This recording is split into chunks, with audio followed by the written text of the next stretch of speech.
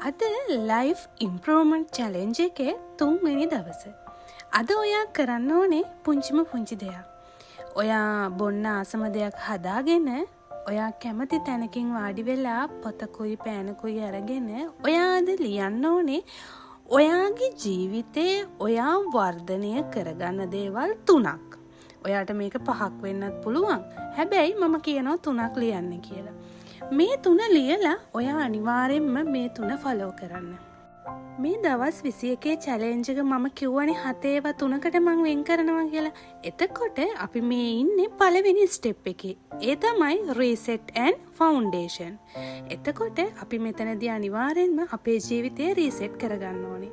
අන්න ඒක නිසා තමයි මම අද ඔයාලට කිව්වේ ඔයාගේ ජීවිතේ ඔයා ඉම්ප්‍රූව් කරගන්න දේවල් 3ක් ලියලා ඒ 3 ෆලෝ කරන්න කියලා.